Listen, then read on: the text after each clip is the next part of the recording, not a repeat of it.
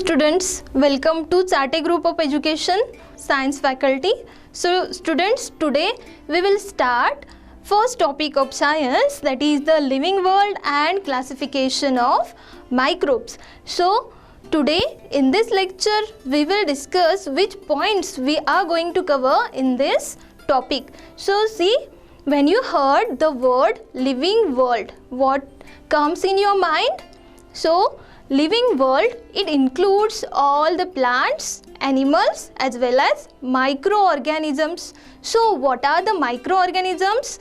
These are the microscopic organisms. We can't see them with our naked eyes. So we see plants, animals with our naked eyes, but we can't see these microorganisms with our naked eyes. So that's why we require microscope to observe these microscopic organisms. And in this topic we will cover biodiversity and need of classification and classification of these microbes. So in that, first the biodiversity.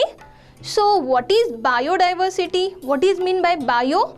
Bio means living. So all the living things are involved in the bio. And what is mean by this diversity? So diversity means variety. So you can see here in this picture, first there is diversity among the animals, diversity among the plants, as well as diversity also takes place among the microorganisms. So there is vast diversity is present. According to Census 2011, there is 87 million species of living organisms are present on earth. So these are present on land as well as water. And so why we need to classify these living organisms?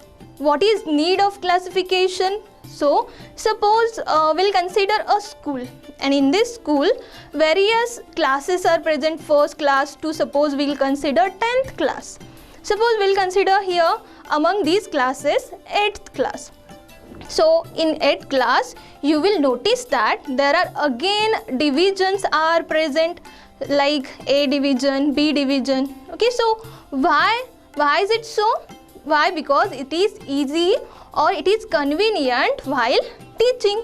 So that's like that. Here also we see variety of plants, animals and microbes, and when we classify them, it is easy to study them. Suppose you study all these living organisms, so what will happen?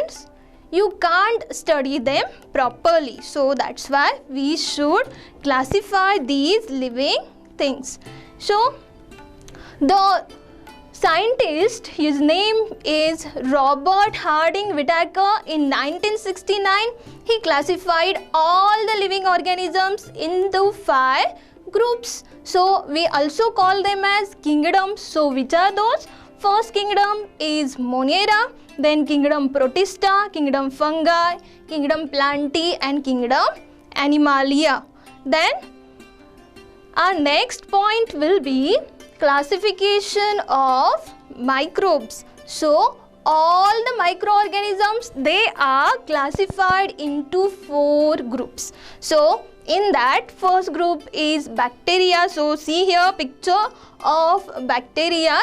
They are unicellular. Okay, unicellular means they are single celled and they are prokaryotic. So what is mean by prokaryotic? Their nucleus is not well developed, so that's why they are called as prokaryotic.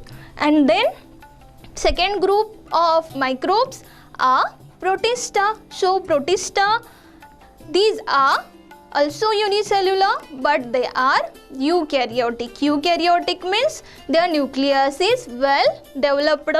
Then next group is fungi. So fungi, they are, some of them are unicellular, some of them are multicellular, and all of them are eukaryotic.